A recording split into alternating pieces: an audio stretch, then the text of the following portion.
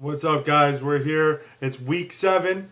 We're halfway through the fantasy football season, and things are starting to shape up here a little bit, playoff picture and everything else. So we'll just get started. First game, me against the coach. Let's see, Tony Romo against the Giants and Flacco against Buffalo. I think it ends up even here. Romo has a decent day against the Giants every time they play, and Flacco's just playing the weak Buffalo D. So, to be honest, I got to say I think it's going to be pretty quick, pretty even there. Frank Gore against Carolina and D'Angelo Williams, San Francisco. Frank Gore is going to run all over Carolina, and D'Angelo Williams, I don't know. Hopefully he gets it going out of the break here and can keep me in this game. Peyton Hillis and Darren McFadden. I am taking a risk on Darren McFadden. Don't feel comfortable playing Ronnie Brown against Pittsburgh. Darren McFadden may only get 50% of the carries, but I still think that's more productive than Ronnie Brown with 70% of the carries against Pittsburgh. Peyton Hillis against New Orleans. New Orleans' run defense is weak, but I don't think Cleveland would have grabbed Mike Bell, traded for Mike Bell if they didn't think that Peyton Hillis was having some serious problems. So Marquise Colston and Jeremy Maclin. I like Jeremy Maclin because Marquise Colston doesn't seem to be getting in the end zone, although at any point this season he's going to have to. So it could be this week against Cleveland. So that could kill me. Hakeem Nicks against Randy Moss. That's about an even matchup. I think they both do decent against division rivals, so I don't see much of a difference there. Hines Ward and Michael Crabtree. Hopefully Crabtree gets in for his 3rd straight week. Hines Ward against a tough Miami D may not put up big numbers. I don't even think he reaches the projected total of 14 that ESPN has for him, but a 7-8 point game is what I really see out of him. Vernon Davis against Brent Selleck. I like Brent Selleck because, 1, Kevin Cobb's playing, 2, Deshaun Jackson probably isn't playing. So, although Davis has scored in the last 2 games just like Crabtree, I don't see why he wouldn't against Carolina. Chiefs and Titans, pretty even matchup, I think. I think the Chiefs end up having a bigger day than the Titans do. I think the Titans lose their first game to an NFC team this week in Philadelphia. Kickers I don't really care for, but I am going to give the win to the number 1 coach. I just don't think that I can keep up with them at this point. My players, my running backs are really, really weak, killing me. So, next game, we got Fuck Yo Couch against GFA. Here's another one. Josh Freeman starting against St. Louis. Medium day. Matt Ryan at home. Big day for him. Cedric Benson against Atlanta and Chris Johnson against Philly. I think Chris Johnson's their only player, so definitely outscores Cedric Benson. Thomas Jones and Nomo. Thomas Jones against Jacksonville all day.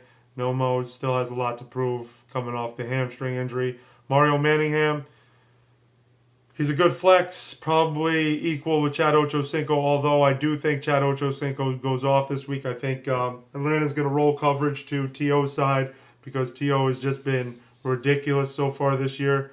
As I said at the beginning of the season, that T.O. would be the beneficial receiver on this team. Roy Williams against the Giants. I think he has a decent day. I really think they're going to try to get the ball to Miles Austin a little more this week and get Des Bryant a little more involved. So, medium day for him. Larry Fitz against Seattle. If Arizona wants a chance to win, Max Hall has to get the ball to Larry Fitz. So, I think a big day out of Larry Fitz is about to happen. Kenny Britt against Roddy White. Roddy White because, again, it's the only receiver Atlanta throws to. So, Jason Witten and Tony Moyaki. I'm going to have to say Tony Moyaki against Kansas City. Or Jacksonville. Weak defense. They are just horrendous. And Steelers D and Packers D. I'm going to say the Steelers D has the better day. Packers are going to get eaten up by Minnesota. And kickers, well, who cares? Anyway, the win, I'm going to give it to GFA. He's going to get back on track this week. I'd really like to see Jay win, but I just don't think it's possible without his starting quarterback and his receivers just aren't there for Jay. So, sorry, next game. Bartek and BJ's talent. Simple. Partak isn't even setting a lineup. Jay, if I were you, I'd set his lineup for him because, if he's not going to do it, somebody has to set the lineup because, not that he even has a chance against Adam, but, one of these weeks he might play somebody that might be in the playoff hunt, or somebody might need somebody he plays to lose. So, Partak, if you're listening, dude, at least put a starting lineup in. It's not... You can help other teams out at least. I know you don't really give a fuck about other teams, but, at least make it a little competitive, you know what I mean? Anyway, I'm not even going to go over this game. Adam Fake wins, bottom line. Next game is going to be Beeve against Ally. All right. Tom Brady against Drew Brees, another guy that we don't have filling his team.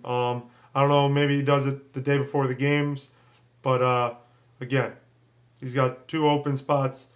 I assume he's going to play T.O., and he's going to have to pick up a kicker. So, Drew Brees and Tom Brady. I like Tom Brady and Drew Brees here, both playing weak defenses. I think it's a pretty even matchup right there. All day, and Matt Forte, I'm going to have to say all day runs all day on Green Bay. So, I don't think there's a question about that. We got Lawrence Maroney and Michael Bush. Michael Bush has a reasonable day, even if he does get 50% of the carries. Jamal Charles against what I assume to be T.O. come Sunday. I like Jamal Charles against Jacksonville's weak-ass team. T.O., T.O. will have a reasonable day, but I really think Ocho Cinco gets on track here. Robert Meacham, still on your team, dude. Get him off. Or play T.O. in his spot and Beanie Wells in the flex spot because, come on. Meacham is a bum, dude. It's killing me. Another guy. There's a lot of playoff teams here that could be getting a little help if some people played their players. Meacham against Steve Smith of the Giants. Steve Smith of the Giants. Brandon Lloyd against Lewis Murphy. Brandon Lloyd, definitely. I don't see anybody else you could play. Your receivers are weak, Ally. You should have made a trade before the deadline. Chris Cooley, a guy that's hurt, Shriner. Go get a tight end against Tony Gonzalez at home. Tony Gonzalez is going to have another good day. Cowboys and Chargers, I'm going to have to say Cowboys have a better chance of having a better day. Both of these defenses score low scoring. This could be a close game if Shriner makes some changes. But either way, I think Ally still gets the W. Finally, last game. High Joe Kids against Brown. Kyle Orton, Donovan McNabb. I think Kyle Orton goes off against Oakland's weak-ass team. Michael Turner against Ray Rice. Michael Turner's at home. I think he gets in the end zone and over 100 yards here. Without a doubt, Ray Rice is going to have a huge day. Those guys are going to be even, heads up. It's Steven Jackson and Ryan Terrain. I like Ryan Terrain a little better, but Steven Jackson definitely has the talent to have a huge game here. Derek Mason, you're going to start both of the Baltimore receivers against Buffalo, dude. I think that's why you're going to lose this game. Steve Smith will be playing against San Francisco, and Miles Austin against the Giants. I don't know why you're playing Mike Thomas, but I guess you have to. Aaron Hernandez, I like him over Visante Shenko, and I guess Wallace Welker and Mike Thomas are about an even matchup because I don't know what New England's trying to do over there. I really have no idea. Seriously, I would consider Devin Hester this week or Devon Bess over one of those 2 Baltimore receivers. Pick one, dude, because they're both not going to go off. Anyway, because of those 2 receivers being started and they both play for the same team, I'm going to say Brown takes the win here. Sorry, JP, no chance. So that about sums it up. You like the glasses, guys? I know you do. Keep it gangster every week. See you in week 8. Good luck to everybody. Peace out.